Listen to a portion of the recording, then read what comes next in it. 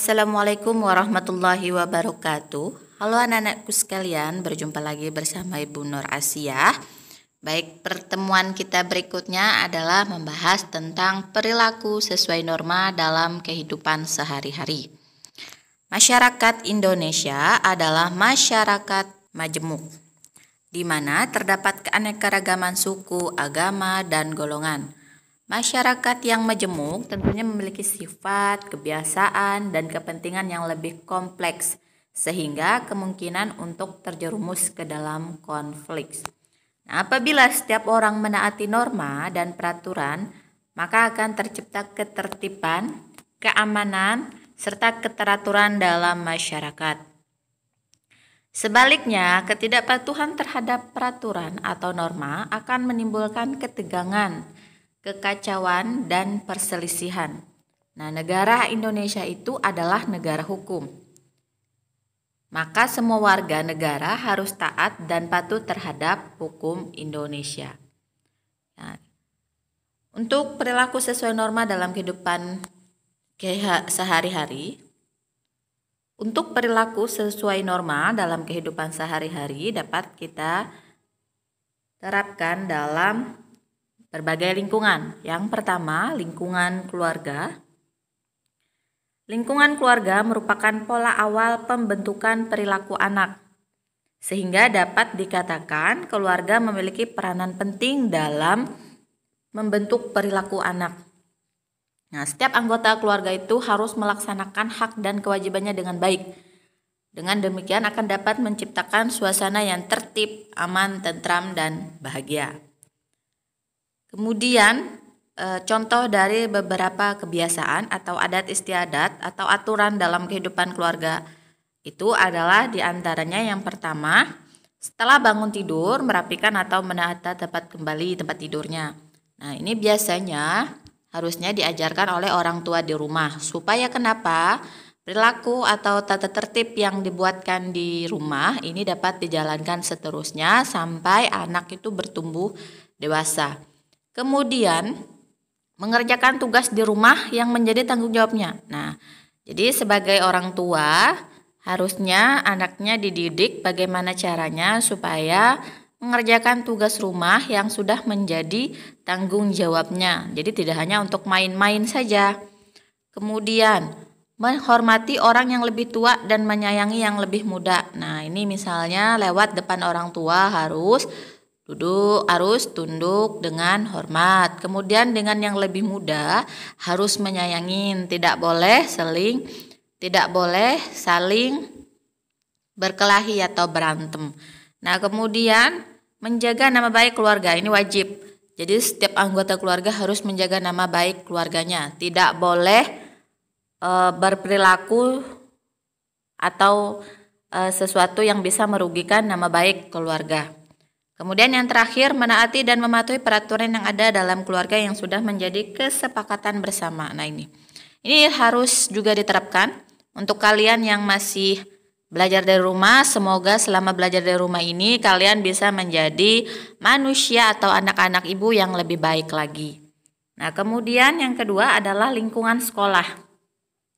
Nah, norma dan peraturan yang ada di sekolah bertujuan untuk menciptakan kenyamanan lingkungan sekolah, situasi sekolah, dan kondisi yang mendukung tercapainya tujuan pendidikan. Nah, contoh penerapan norma dalam peraturan lingkungan sekolah diantaranya yang pertama, berbakti kepada guru dengan cara melaksanakan perintah dan nasihat-nasihat yang baik. Kemudian menghormati guru, karyawan, maupun pegawai sekolah lainnya. Jadi tidak hanya menghormati guru, tapi kita juga harus menghormati pegawai-pegawai yang lainnya, karyawan yang lainnya.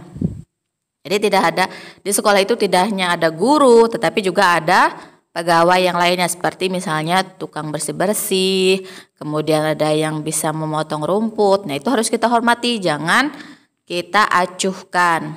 Kemudian mematuhi peraturan dan tata tertib yang ada di sekolah. Nah, ini harus jadi bagian anak ibu, siswa ibu, semuanya rata-rata bertindak semaunya. Kemudian jujur dalam mengikuti pelajaran. Nah, kita sekarang ini kan dalam proses pembelajaran daring dari luar jaringan.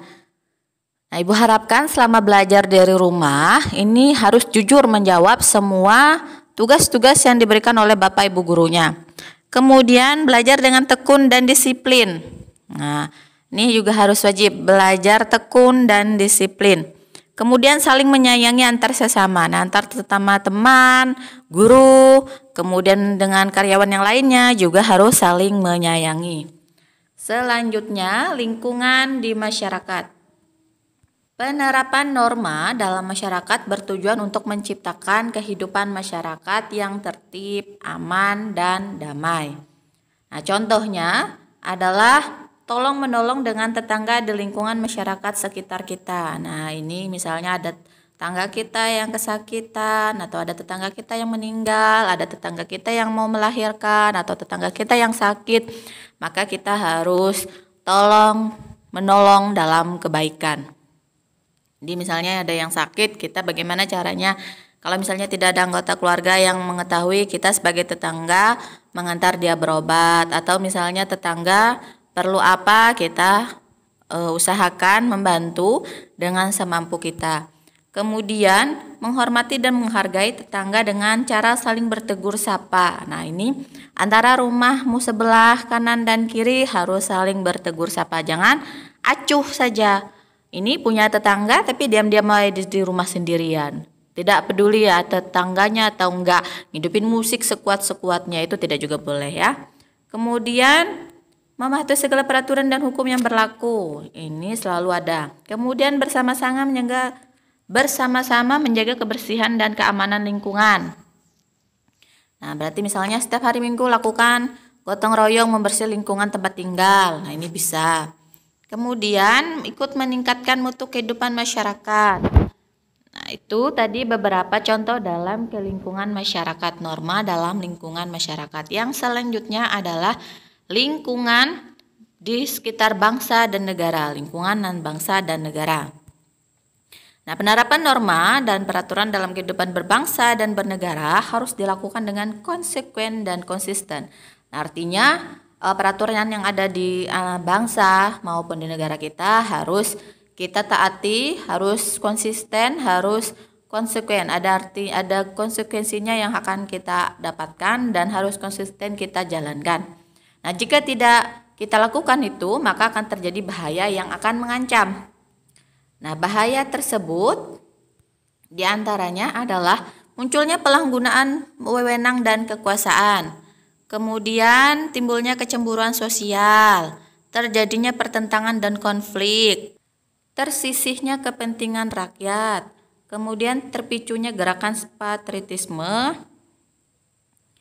Nah, ini beberapa hal bahaya yang muncul di lingkungan masyarakat. Salah satunya munculnya kecemburuan sosial. Penerapan norma hukum dalam kehidupan berbangsa dan bernegara ini difokuskan untuk mengatur perilaku pengembang kekuasaan dan aspirasi rakyat. Nah, contoh beberapa norma yang berlaku dalam lingkungan bangsa dan negara ini mematuhi semua hak yang berlaku di Indonesia.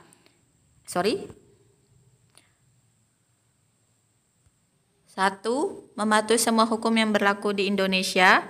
Kemudian tidak mencemooh suku bangsa lain, tidak boleh menghina bangsa lain. Kemudian tidak melakukan tindakan yang mengarah sara. Kemudian membayar pajak tepat pada waktunya. Tidak merusak fasilitas umum. Kemudian ikut serta dalam pembelaan negara. Nah, ini beberapa contoh penerapan norma dalam lingkungan bangsa dan negara yang harus kita jalankan. Nah, manusia sebagai makhluk sosial hidup dan berada di tengah-tengah masyarakat, sekaligus menjadi warga dan anggota masyarakat yang bersangkutan, maka sudah merupakan kelaziman bahwa dalam suatu masyarakat ada norma dan aturan yang berlaku. Nah, norma atau aturan dalam masyarakat ada yang ditentukan oleh kepala adat, ada yang juga yang ditentukan oleh misalnya hukum, kemudian ada juga kesepakatan bersama. Nah, baik melalui musyawarah maupun melalui pemungutan suara. Nah, kenyataannya banyak terjadi di dalam lingkungan masyarakat, termasuk dalam lingkungan pergaulan di sekolah, organisasi atau negara. Nah, suatu aturan atau norma yang masyarakat. Nah, jadi ini beberapa peraturan yang harus ada di lingkungan sekitar kita. Jadi beberapa perilaku sesuai norma yang ada di lingkungan sekitar kita dalam kehidupan sehari-hari. Nah, ada 4 di sana: lingkungan keluarga, lingkungan sekolah, lingkungan masyarakat, dan lingkungan bangsa dan negara. Oke, selanjutnya adalah tugas. Oke, seperti biasa tugas ini dapat kalian kerjakan di lembaran kertas. Ingat selalu cantumkan nama, kelas beserta mapelnya di lembaran tersebut dan alamat kalian secara lengkap. Kemudian soal-soal ini juga dapat kalian kerjakan di Google Class. Ya, jadi Ibu harapkan semua tugas dikerjakan tepat waktu, jangan menunda-nunda pekerjaan. Karena semakin sering kalian menundakan pekerjaan, maka akan semakin sering nilai kalian hancur, artinya nilai kalian anjlok. Kemudian Ibu harapkan juga setiap kali mengumpulkan tugas itu usahakan namanya jangan sampai tertinggal, atau misalnya mapelnya jangan sampai tertinggal. Mapelnya apa, isinya apa, itu kadang siswa ada yang seperti itu. Ya, jadi Ibu harapkan semuanya harus bertanggung jawab dengan tugasnya masing-masing sebagai siswa. Nah, kerjakan tugas-tugas berikut ini pada lembaran ataupun di Google Class, dan Ibu harapkan ikutin terus channel YouTube SMPS Bina Bangsa 02, like, komen, dan share sebanyak-banyaknya. Karena semoga ilmu ini bermanfaat untuk orang banyak, terutama kalian yang masih belajar di rumah. Ibu akhiri sampai di sini. Bertemu lagi 2 minggu ke depan dengan video pembelajaran yang mungkin lebih lagi daripada ini. Sampai jumpa. Assalamualaikum warahmatullahi wabarakatuh.